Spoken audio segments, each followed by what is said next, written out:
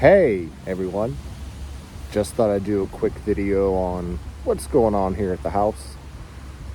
Winter is fast approaching. We have to go through fall yet, but the way it's feeling right now, the weather reports say it feels like it's mid-November rather than October. So, been thinking about keeping the chickens warm this winter, what that's going to entail. So we've done some prep work to the coop. Tried to put some wind breaks in there, some barriers for the wind, so that frostbite, and that's what really makes it cold is the wind. Chickens can tolerate the cold as long as the wind is kept off of them for the most part. As long as they're dry and cold, they usually are all right. As long as it's not something insane like 50 below or 30 below, you know. So that being said, I wanted to give them a little bit to do today because it's getting a little bit chilly, and I thought getting them to walk around and staying active would be good for them.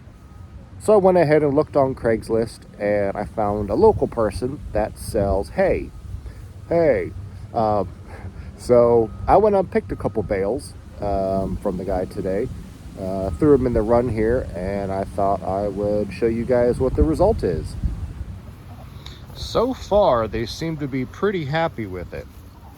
They are just picking through it, just having a little bit of fun. They'll spread it out the longer they mess with it. And usually, within hay, you'll find a lot of seeds and maybe even bugs. I don't know. But if you don't know the difference between straw and hay, straw is essentially kind of hollowed out hay. It's just the outside, jacket of the grass or whatever it is. Whereas the hay it's just dried grass.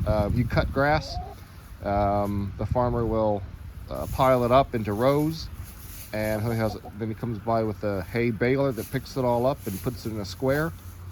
It's just essentially just grass, different types of grass. It's going to be different from the grass that's in your yard, your front yard or backyard. That's typically like a Kentucky bluegrass or tall fescue, maybe some ryegrass. Whereas hay, I think, is normally stuff like Timothy grass, orchard grass, stuff like that. Things that you wouldn't necessarily put in your yard. So, yeah, thought we'd just do a walk through here, see if I can squeeze through. Watch out! Watch out, ladies! Hey, ladies! To quote one of our YouTube subscriptions, the Kramers. They go out to their chickens and they say, "Hey, ladies!" And I swear it drives me up the wall, but, to each their own. So, yeah, we have the hay, and we already had some straw in here to kind of provide a little bit of bedding for them to keep them off just the regular dirt. But they're enjoying it so far. They really are.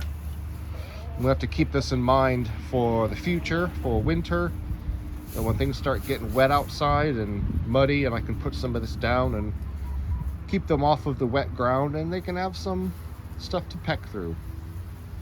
So I think this is pretty good so far. I would call this a win.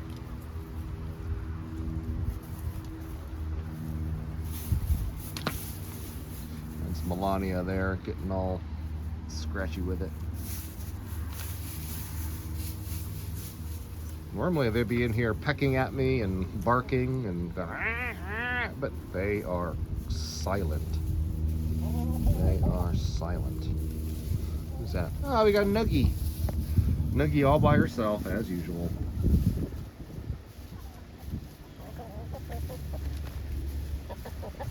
Just to give you because I know sometimes we may get new people to our channel. And by the way, if you are new, thank you for subscribing. We have something like almost 60 subscribers now, and bless all of you. I don't know what you're subscribing for.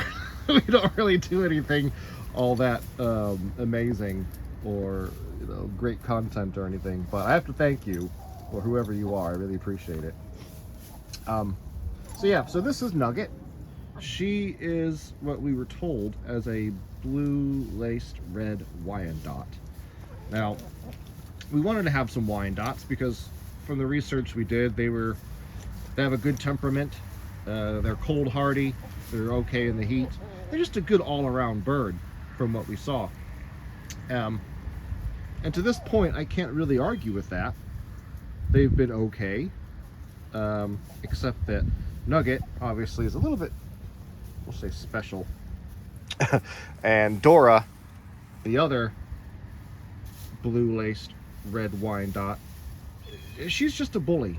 She really is.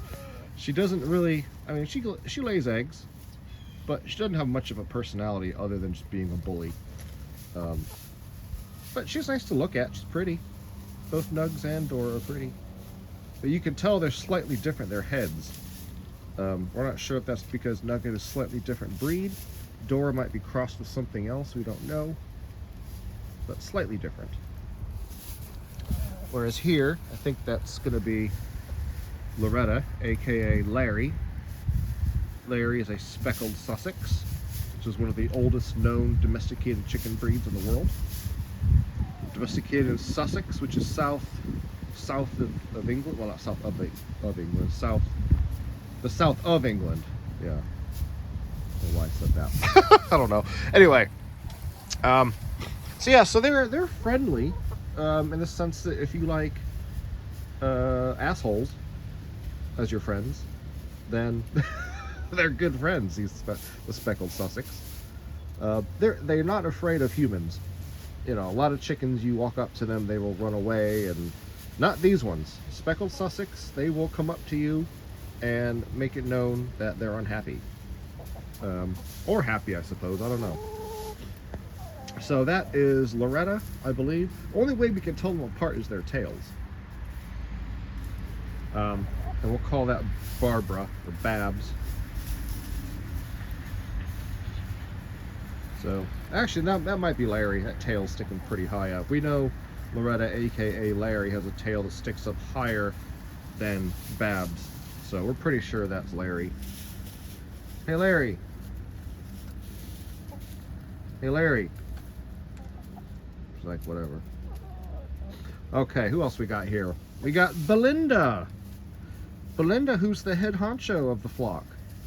She is, we're not sure what breed she is. We thought she was a Sapphire Gem, but the older she gets, the more, the less of a Sapphire Gem she resembles.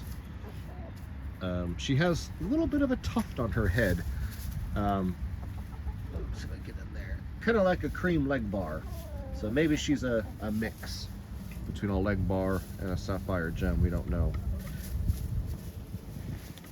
She is the smallest, currently the smallest chicken we have.